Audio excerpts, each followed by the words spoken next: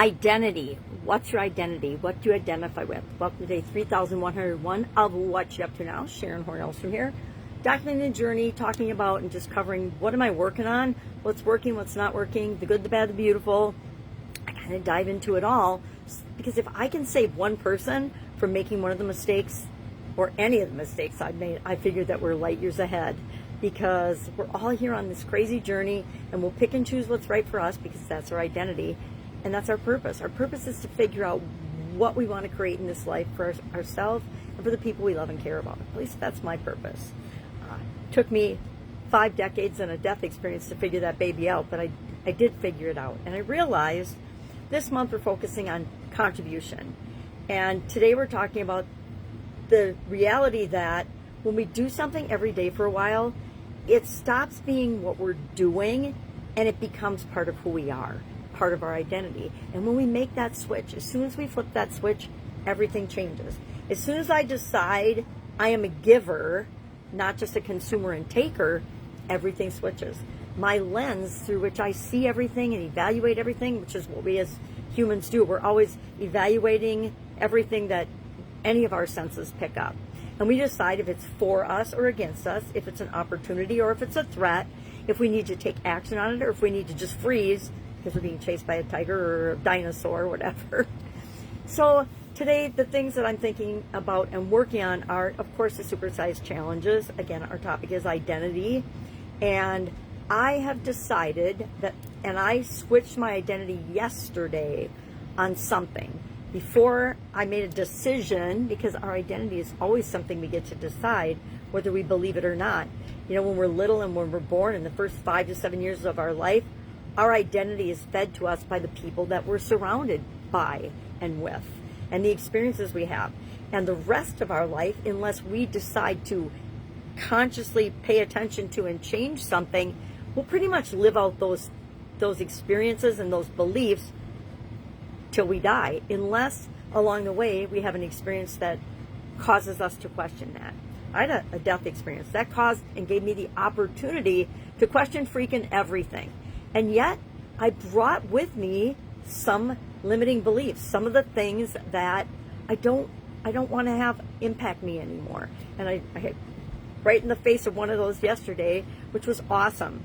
It's scary, but it's awesome. And so I decided I am this thing I don't like to do. I'm purposefully not sharing it because it can apply to anything and every one of us in different areas and aspects of our life. If we say, whatever we say, I am blank, that is who we identify with and what we are and how we're showing up in the world.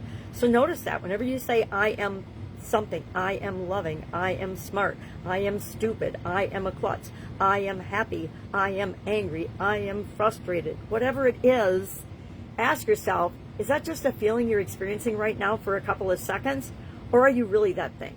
I used to say I'm frustrated all the time. Even if I didn't say it out loud, you could see it on my face. You could see it in my body language. You could see I was frustrated. And in my head, I was saying, oh my God, I'm so frustrated. What the F is going on here? Why is this always happening to me? Things like that had no value. They just got me more frustrated, more negative energy, more everything. And then I decided, oh, I'm not frustrated. I'm curious. What if I'm curious instead of frustrated? Light switch.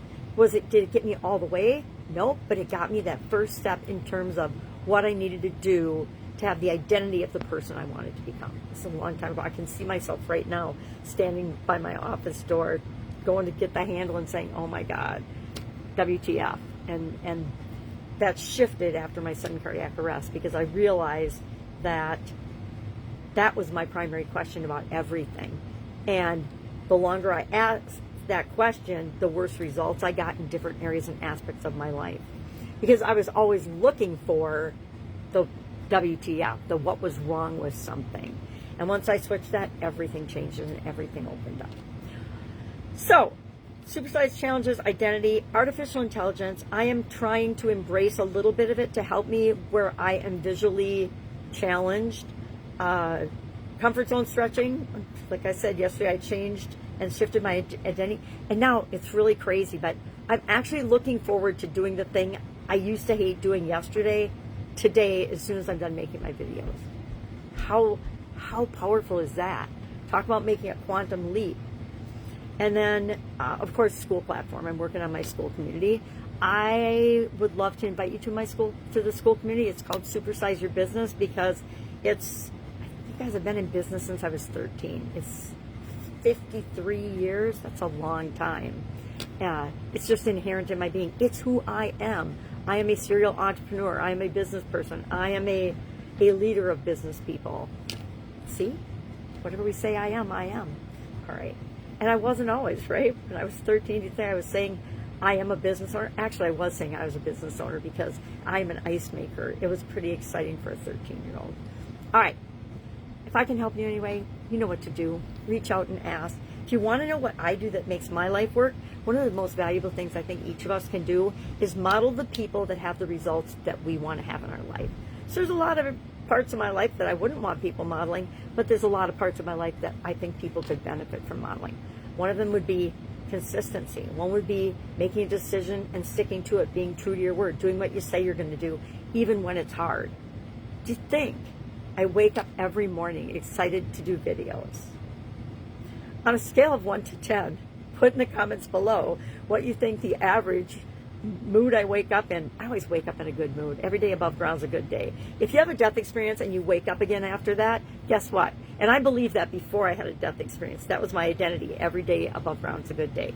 Even on the super duper bad days. Because guess what? We all have them. All right, I better stop dabbing. If I can help you anyway, ask. Otherwise, have an awesome day. And I'll, of course, be with you tomorrow. Bye. I'll see you tomorrow.